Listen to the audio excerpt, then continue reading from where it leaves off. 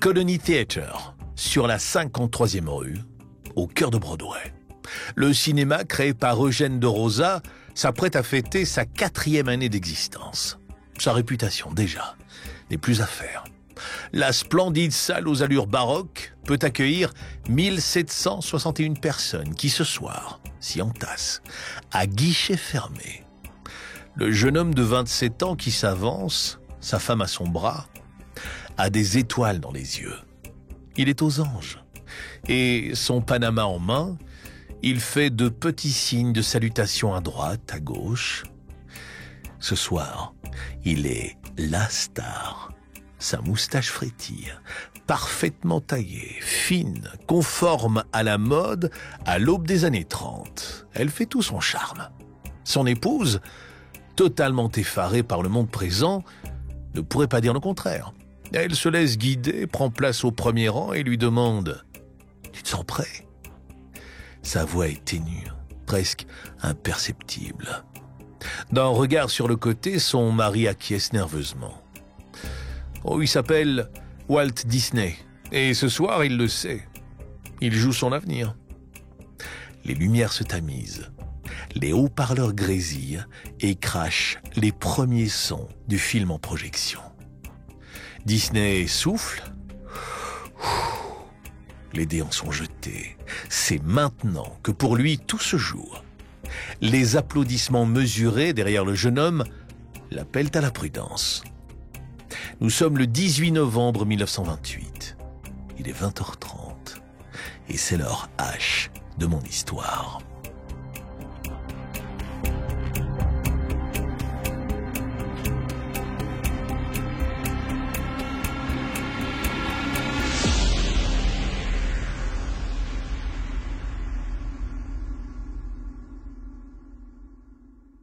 Steamboat Willie. Les deux mots s'affichent sur l'écran sur un fond musical. Walt Disney, les mains cramponnées à son siège comme s'il devait affronter un terrible vertige, tend l'oreille plus qu'il ne regarde.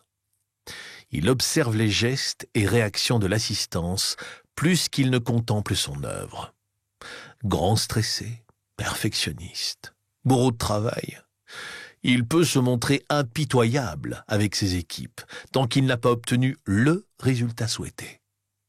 Voilà qui il est vraiment, cet homme qui produit un cinéma d'un genre nouveau.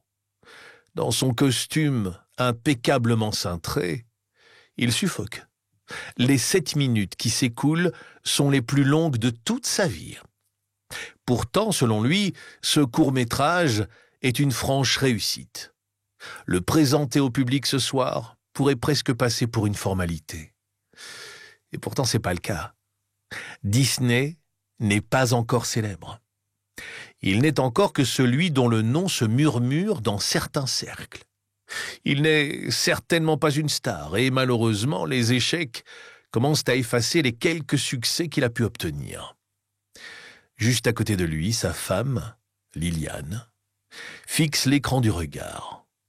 Oh, bien sûr, cette histoire, elle la connaît. Elle sait qu'avec ce film, Walt a imaginé parodier une œuvre muette à succès. L'œuvre originale met en scène Buster Keaton, le grand rival d'un certain Chaplin.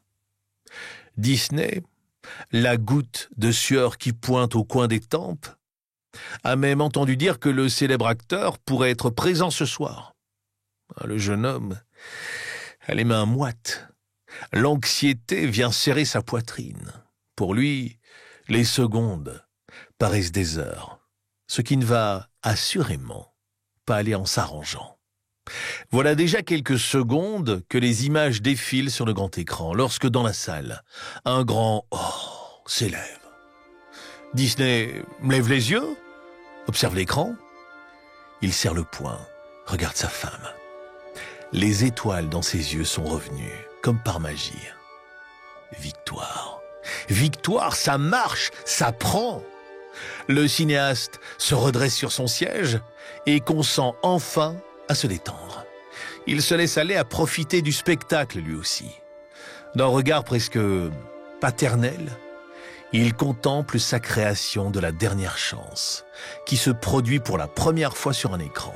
qui plus est, avec du son. Une petite souris se dandine ici et là, et rapidement s'impose dans l'image. Le public rit aux éclats. Certains spectateurs pointent même du doigt l'animation, comme pour la toucher. Tout semble aller pour le mieux. Ce n'est pas le premier film avec la petite souris qui répond au nom de Mickey Mouse. Pour l'anecdote, l'animal était au départ un rat, répondant au nom de Mortimer. Mais la femme de Walt trouve que cela n'est pas adapté et le rebaptise. 2 courts-métrages muets ont déjà accueilli ce nouveau personnage. Mais jamais Disney n'avait encore pu obtenir de distributeur. Enfin, jusqu'à ce soir. Pour parvenir à faire projeter les 7 minutes de ce court-métrage, le couple a dû se résoudre à un sacrifice loin d'être anodin.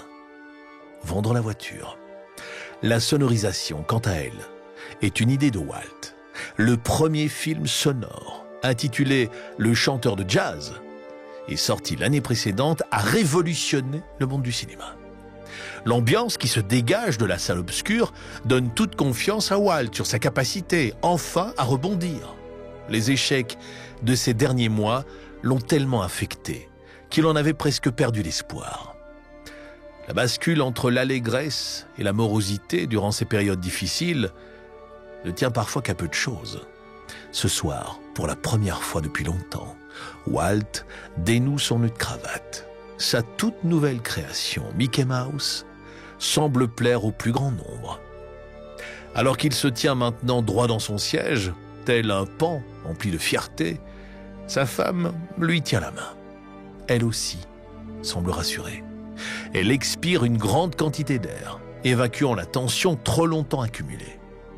Ouais, je vous ai pas tout raconté. Dans ce film, Mickey ne se contente pas de danser, de bouger lorsqu'il apparaît à l'écran. Il se met aussi à parler, et ce n'est pas anodin. Car c'est ce qui va bientôt provoquer dans le public une réaction tout à fait inattendue. Dès que la souris ouvre la bouche, la réaction des spectateurs est instantanée. Leur comportement change du tout au tout. Voilà que Mickey prononce son nom à l'écran et qu'une énorme vague de rire emplit la salle. Puis, l'hilarité s'estompe dans un souffle. Le ressac lui parvient aux oreilles. Walt Disney comprend immédiatement qu'il se passe alors quelque chose qu'il ne va pas pouvoir maîtriser. À la deuxième phrase, articulée par son personnage, les rires se font encore plus insistants. À chaque ligne supplémentaire de dialogue, s'abat un nouveau coup de poignard, plus vif que le précédent, qui touche le cinéaste, assis dans son siège cramoisi. Il se penche vers sa femme. « Enfin, Liliane, écoute, tu entends, les gens se moquent. » La main de son épouse s'est détachée de la sienne. Elle aussi entend ce qu'il se dit, ce qu'il se rit derrière eux. En effet, elle se rend compte que la fosse aux lions s'est ouverte et que tous se rapprochent de son mari. Elle ne répond pas.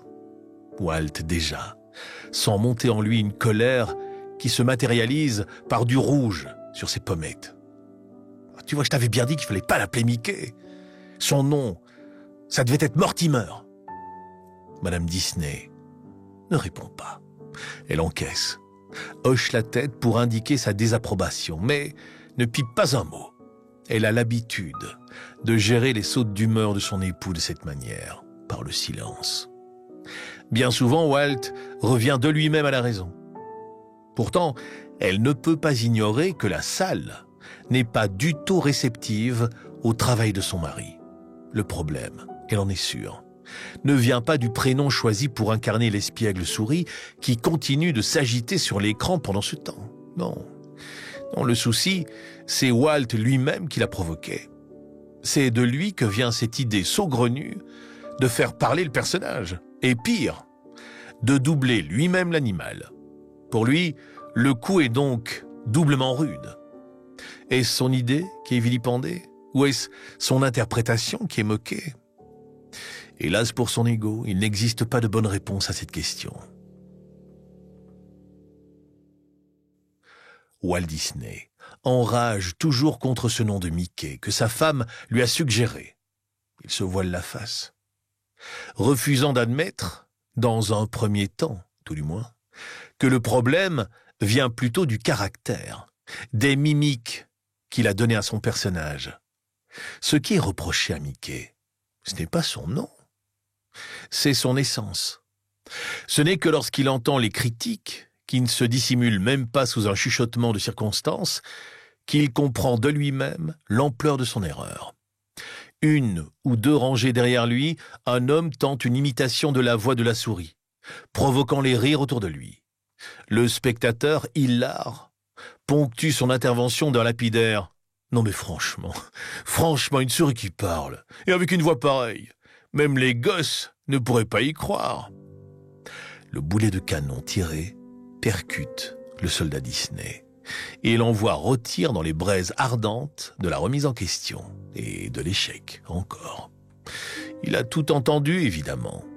La raillerie ne s'est pas voulue discrète, ni bienveillante. Ce moment, infime, à l'échelle du temps, 7 petites minutes, est pour le cinéaste un chamboulement sans précédent. Il remet tout en cause, ou presque, l'espace de cet interlude douloureux de son existence.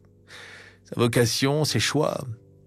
Il repense aux épreuves qu'il a traversées et se bouscule dans son esprit ses plus vils démons, lieutenant du doute et de la perte de confiance en soi. La fin de la séance arrive, la lumière se rallume. Disney doit alors se résoudre à se mêler à l'assistance qu'il a tancée sans ménagement dans l'obscurité. Des applaudissements contenus, certainement un brin hypocrite, se font entendre.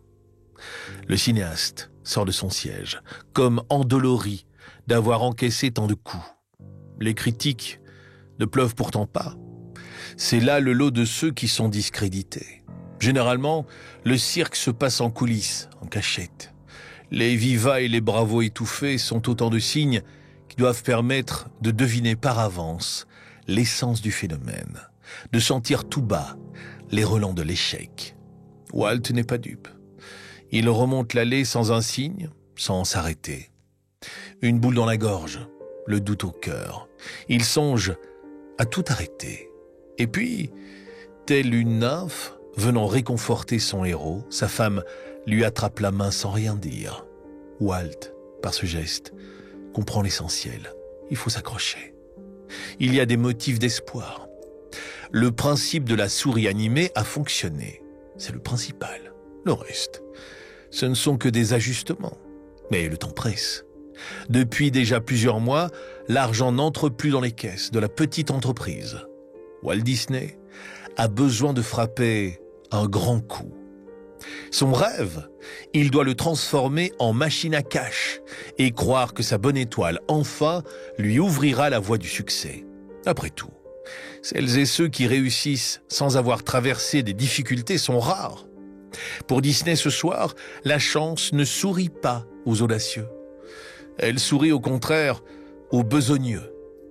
Au milieu des plus belles rues de Broadway, sans avoir encore échangé un mot, les époux Disney marchent longuement côte à côte. C'est alors que Walt se retourne vers son aimé. Il y a des éclairs, et plus des étoiles cette fois, au fond de ses orbites. Ah, ils aiment pas voir une souris qui parle. Eh ben très bien, elle redeviendra muette alors. Lillian Disney sourit. Bien qu'ils ignorent encore ce soir-là, Steamboat Willie sera un grand succès à la surprise générale. Les audacieux emportent aussi de temps à autre la décision. En tous les cas, des cendres d'une morose soirée d'automne viennent de naître les braises d'une œuvre gigantesque. Que dis-je ? D'un empire.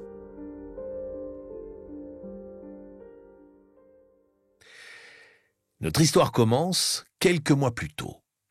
Nous sommes dans un train, au beau milieu du mois de février 1928. Jusqu'il y a peu, Walt Disney était un homme comblé. Associé à Ub Iwerks, dessinateur et concepteur de génie, sa petite entreprise semblait promise à un magnifique avenir. L'année précédente, les deux esprits ont en effet eu l'excellente idée de faire sortir de leur imagination un lapin nommé Oswald. Un brin maladroit, les oreilles pendantes. Universal et son PDG, le truculent Mintz, ont adoré. Ils se sont jetés sur le personnage de cartoon et l'ont popularisé, s'engageant même sur un contrat de plusieurs films. Un peu impétueux, le jeune Walt signe sans trop regarder. Cela lui apprendra. Grâce à l'argent ainsi obtenu, il agrandit son entreprise et embauche de nouvelles recrues et décide donc, en février 1928, face au succès populaire obtenu par le lapin Oswald, de se rendre chez Universal à New York afin de renégocier son contrat à la hausse. Mais c'est l'air totalement désabusé que nous le retrouvons dans le train sur le chemin du retour. À l'extérieur, la neige ralentit la progression de la locomotive. Disney n'a pourtant envie que d'une chose, rentrer chez lui. Il vient de tout perdre en l'espace d'un rendez-vous. Alors qu'en entrant dans le bureau du PDG d'Universal, il croyait obtenir monts et merveilles, il en est ressorti totalement dépouillé. Pourquoi ? Walt n'avait pas pris bien soin de lire le contrat qui le liait à la firme. Non, le lapin Oswald n'appartient pas à son entreprise. C'est Universal qui en a acquis les droits. Et les droits exclusifs, avait martelé le PDG Mintz dans un sourire de victoire. Oui, vous avez bien entendu, tous les droits. Au début, Walt a cru à une vilaine blague, évidemment. Mais tout cela est bien sérieux, bien réel. Son interlocuteur, malhonnête, en avait bien entendu profiter. Ah, Disney voulait une rallonge. Il n'en était pas question. Et pire, on lui a demandé de réduire ses coûts de production. Plus encore, il doit faire bonne figure, s'écraser, accepter que les animateurs qu'il vient d'embaucher soient engagés en direct par Universal. À ces conditions, Walt serait dépouillé. Le jeune moustachu n'est pas de ceux qui acceptent de se laisser marcher dessus. Alors il refuse, perd sur le champ Oswald le lapin et la quasi-totalité de ses équipes d'animation. Mintz le jette dehors en le menaçant de poursuite. Et le pauvre Walt, qui n'a plus rien sous le bras, prend ce train de retour. Il ne peut pas croire à ce qu'il vient de se passer. Autour de lui, dans le wagon, passent et repassent d'autres voyageurs qui s'interrogent en apercevant la mine déconfite du jeune homme. Absorbé par ses pensées les plus obscures, il ne les remarque même pas. Il est aspiré par cette spirale de l'échec qu'il veut enrayer à tout prix. D'étoiles montantes à victime de crash industriel, il n'y a finalement qu'une ligne fine qu'il est très aisé de franchir. Aujourd'hui, c'est dans le vide que Walt a la sensation de plonger.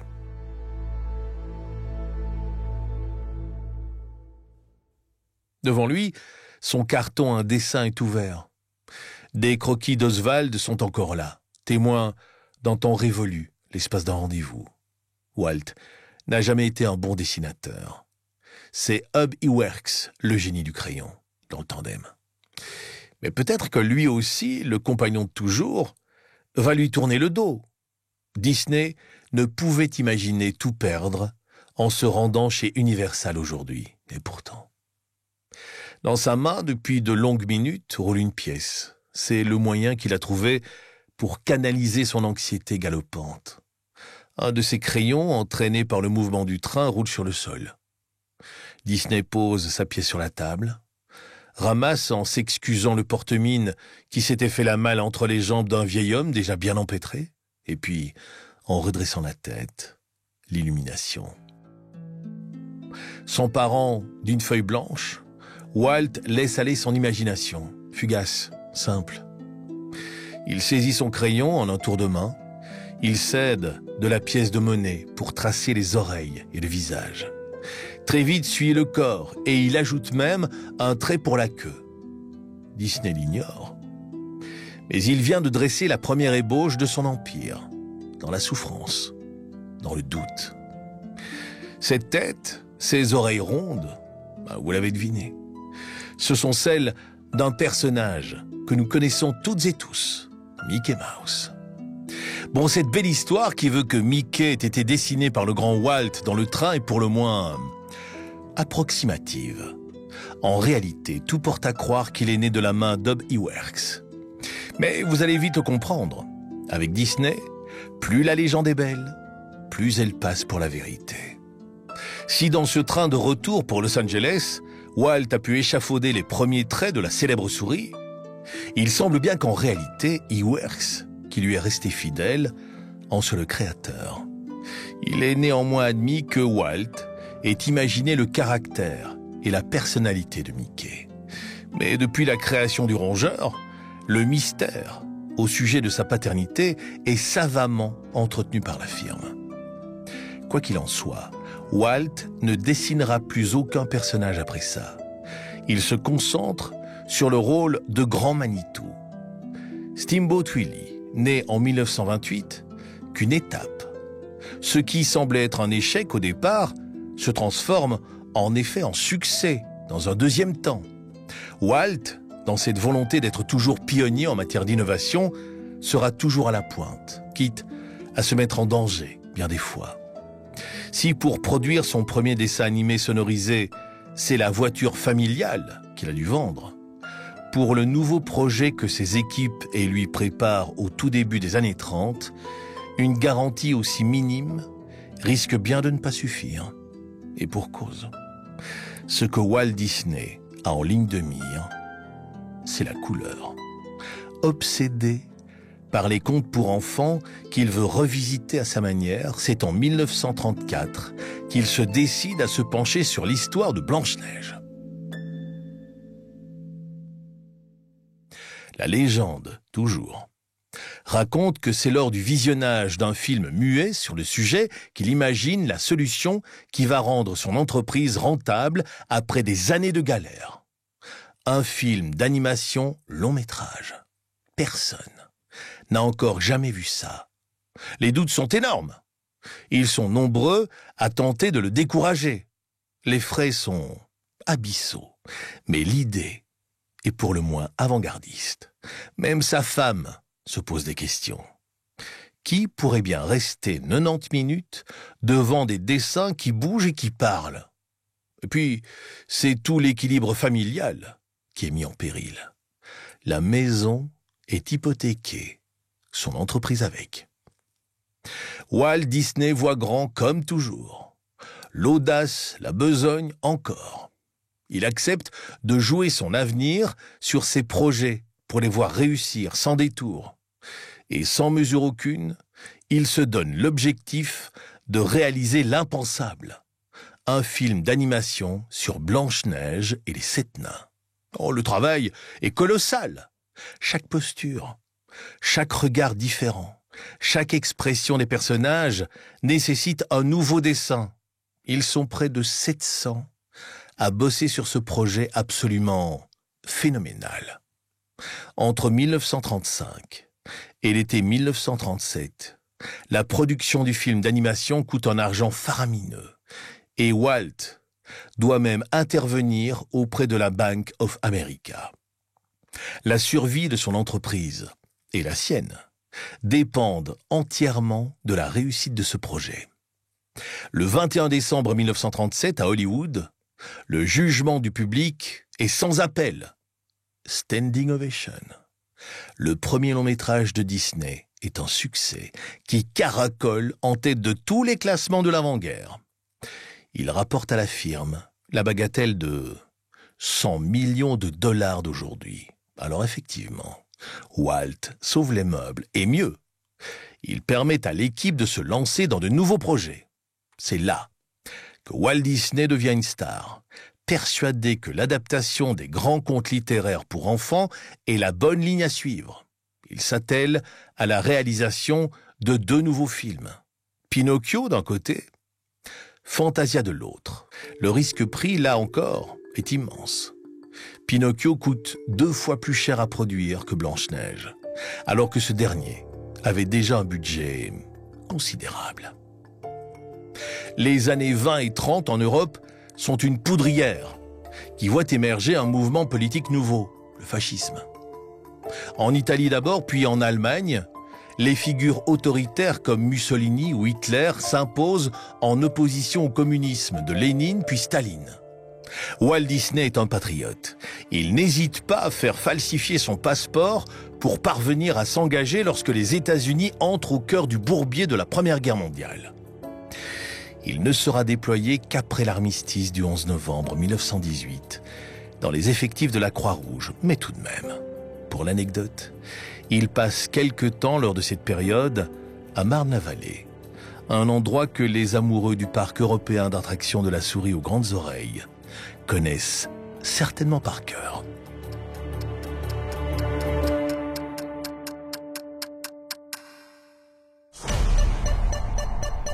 L'heure H.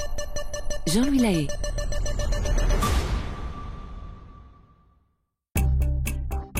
L'heure H. Jean-Louis Lahaye. Aujourd'hui, l'heure H vous raconte l'histoire de Walt Disney, businessman et véritable pionnier du monde si particulier du cinéma d'animation. Mais derrière les contes et les histoires aux allures enfantines se cachent bien des significations qui évoquent elles aussi le personnage de Walt Disney. Ce dernier, qui meurt en 1966, n'en est pas moins le héros de légendes parfois sombres ou parfois loufoques. Dans le monde d'Aladin ou de Cendrillon, plus encore qu'ailleurs, il devient difficile de démêler le vrai du faux.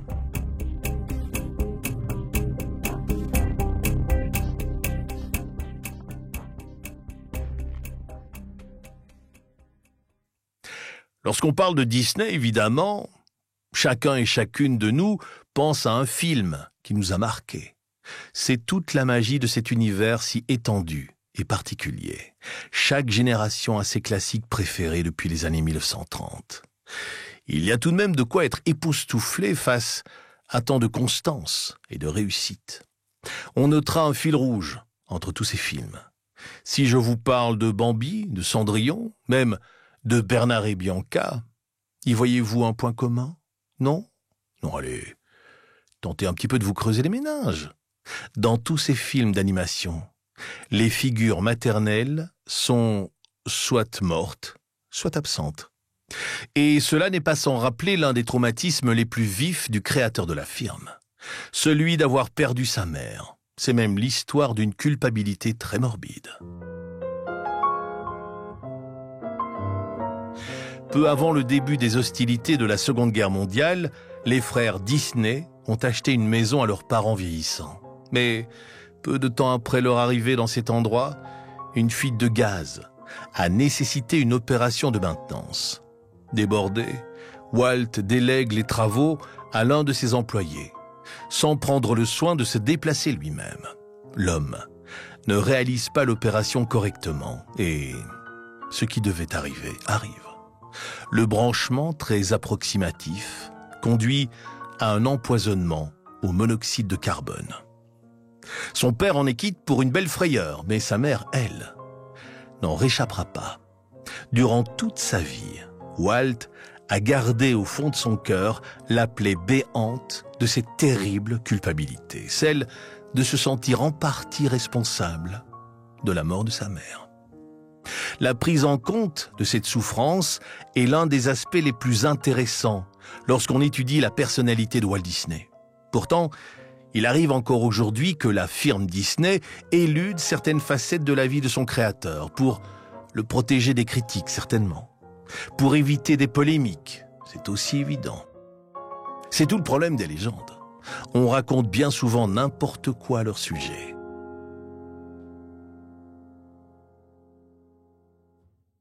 L'entreprise Disney, aujourd'hui plus que jamais, veut garder sur la communication autour de son créateur une mainmise absolue. Cela passe par de gros efforts pour redorer son blason. Dans le film sorti en 2009, Dans l'ombre de Marie, pour ne citer que lui, Tom Hanks incarne Walt Disney.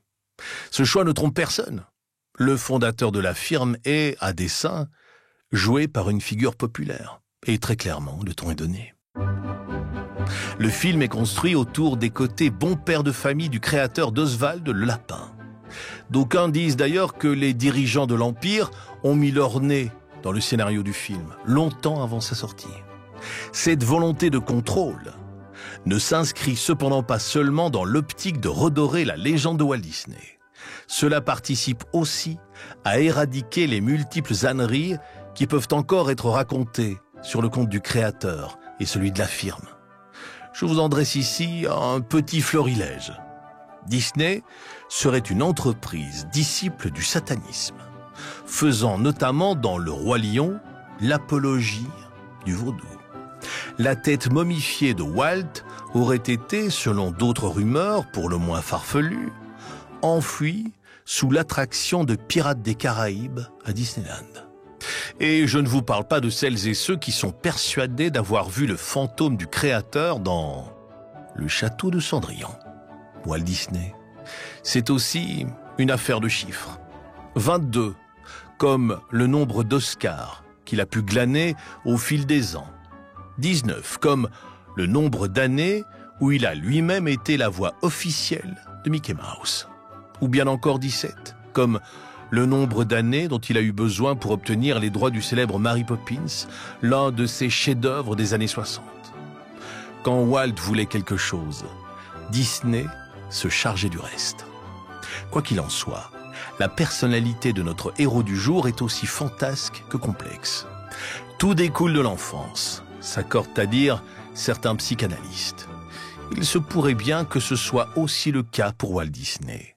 Ses origines n'y sont pas étrangères. Ses parents étaient fermiers dans le Missouri. Ils y ont élevé de nombreux animaux durant les premières années de la vie du jeune Walt. Leur petit garçon, comme un jeu, s'en est évidemment inspiré pour dessiner.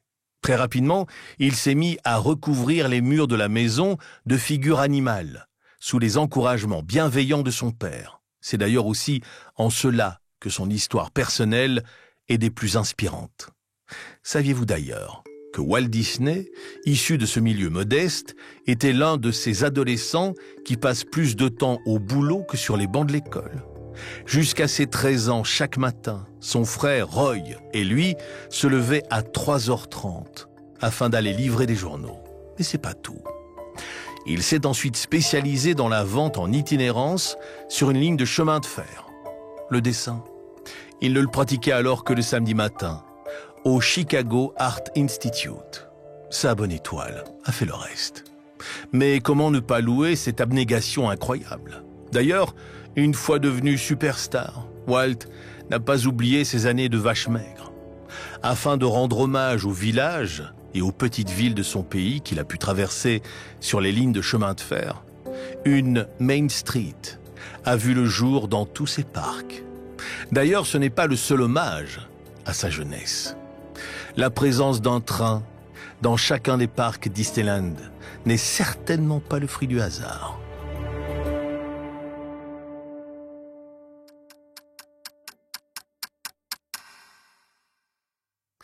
Voilà pour ce récit, que j'ai eu le plaisir de partager avec vous grâce à la plume de Valjean et avec la collaboration des équipes de LDV Productions.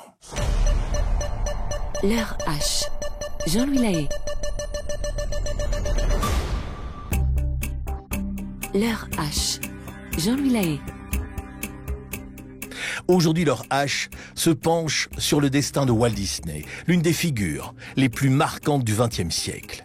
Légendaire figure paternelle de Mickey, Donald, Dingo et bien d'autres, Walt Disney est aussi un homme complexe qui a vécu à une période des plus particulières de notre histoire. Il est de ces hommes qui se sont construits sur les braises ardentes des années 20 et des années 30, là où crise économique d'ampleur et montée du fascisme ont redessiné la carte du monde avant l'explosion de la Seconde Guerre mondiale. C'est aussi cela, l'Empire Disney. Un univers enchanteur, né des plus terribles perturbations.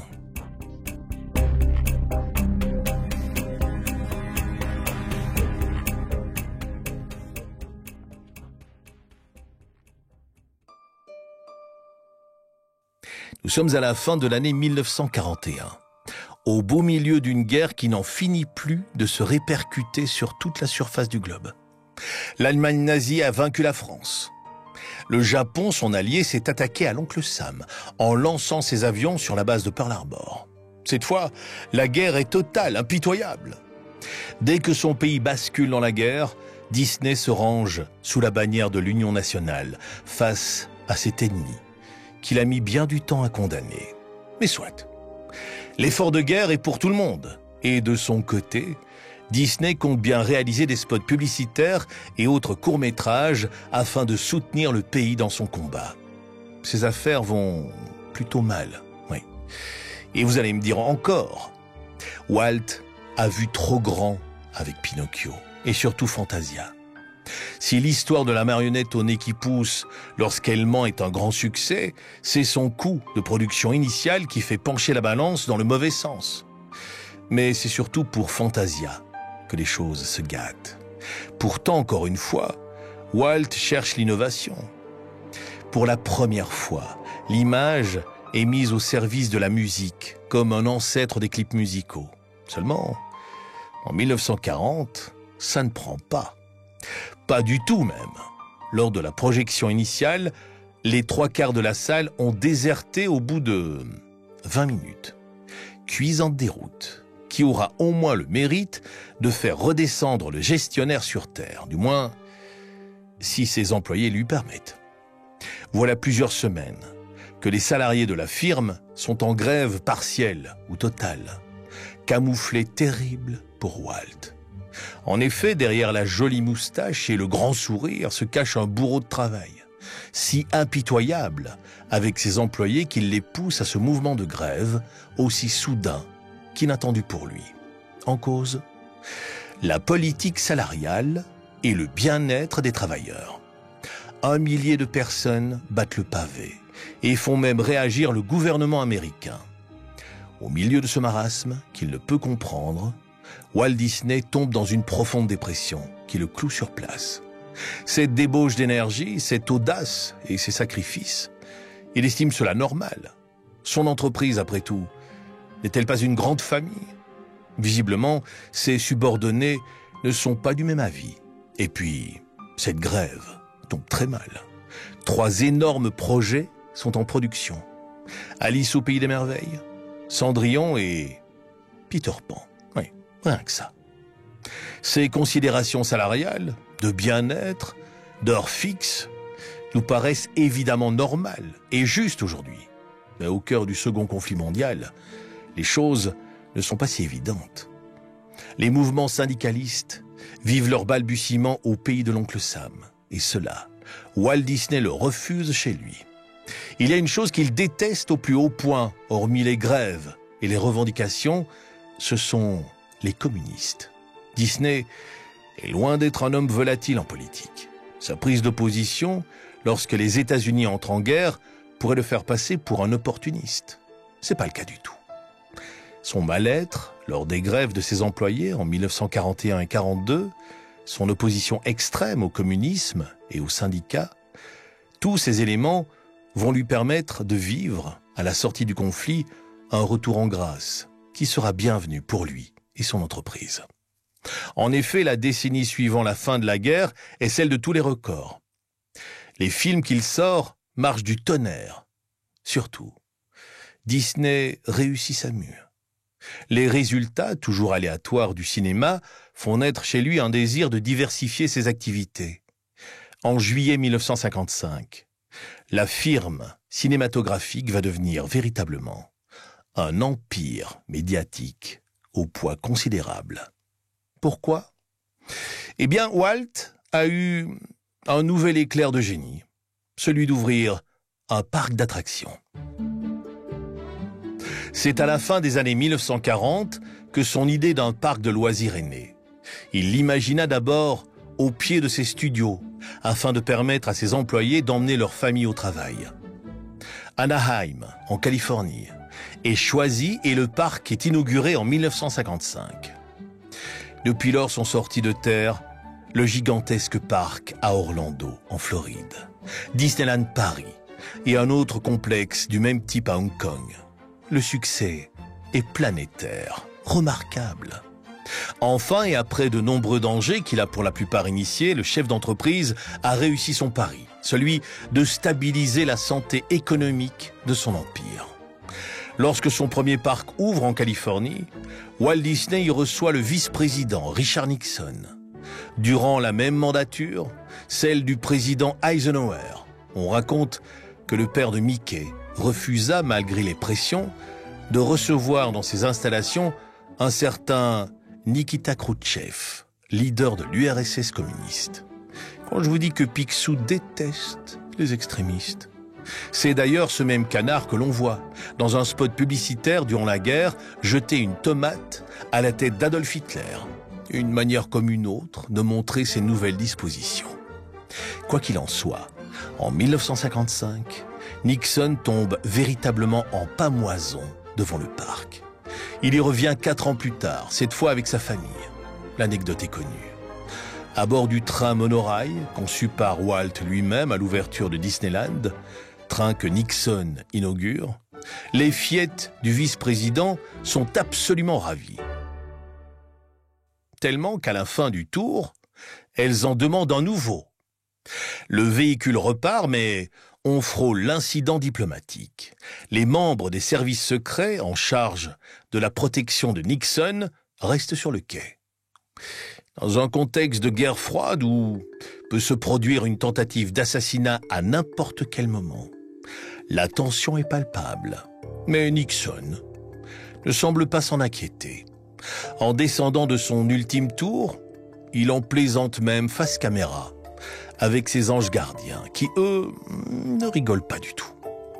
Nixon reviendra une 3e fois à Disneyland, cette fois en Floride, en 1973. Il est alors président. Le scandale du Watergate vient d'éclater. Voulant s'offrir un peu de repos face à l'opprobre, c'est sa fin de règne qui s'y est enclenchée. Ces anecdotes n'en sont que quelques-unes parmi d'autres, lorsqu'on évoque la personnalité si particulière de Walt Disney et sa vie unique en son genre. C'est d'ailleurs ce qui fait le charme de sa destinée légendaire, l'impossibilité, ou la difficulté du moins, d'en démêler le vrai du faux.